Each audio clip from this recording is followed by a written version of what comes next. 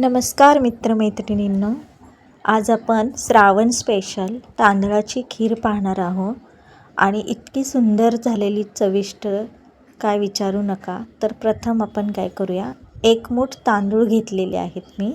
स्वच्छ तांदूळ धुवून अर्धा तास भिजत ठेवायचा आहे. तो तांदूळ भिजायला ठेवायचा. त्याचबरोबर आहे ना, एक चमचा दुधामध्ये 4 ते 5 काड्या केशराच्या भिजत ठेवायच्या आहेत, म्हणजे दोन्ही एकसाथ भिजलं जातं. मिक्सरला ना तांदूळ रवाळ वाटून घ्यायचे.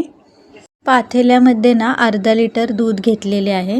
दूध चांगले गरम होऊन द्यायचे आणि दूध गरम झालं की त्यामध्ये वाटलेले तांदूळ आपण ओतून हलवून घ्यायचं या पद्धतीने. त्यामध्येच ओला नारळाचा किस टाकून घ्यायचं आणि असं हलवून घ्यायचं बरं का. त्यातच हे काजू आणि बदामाचे तुकडे तुमच्या आवडीनुसार घ्या आणि सतत आहे ना, सतत ती खीर आहे ना हलवत राहायची. त्यामध्येच बघा, मी हे आपल्या केशराच्या काड्या भिजवलेलं दूध आहे ते टाकलेलं आहे. आता मी ह्यामध्ये साखर घेतलेली आहे. 100 ते 125 ग्राम साखर अर्धा लिटर दुधाला बरोबर प्रमाण आहे. त्यातच बघा, वेलची पावडर पण घ्यायची आहे मिक्स करून.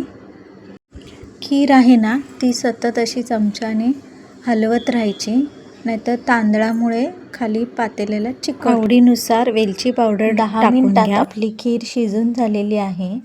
तर चला आता आपण खायला घेऊया.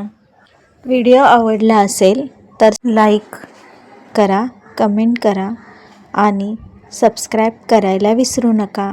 अशाच नवनवीन रेसिपी पाहण्यासाठी चॅनेलला भेट द्या. तर चला, पुन्हा भेटू नवीन व्हिडिओमध्ये. Bye bye.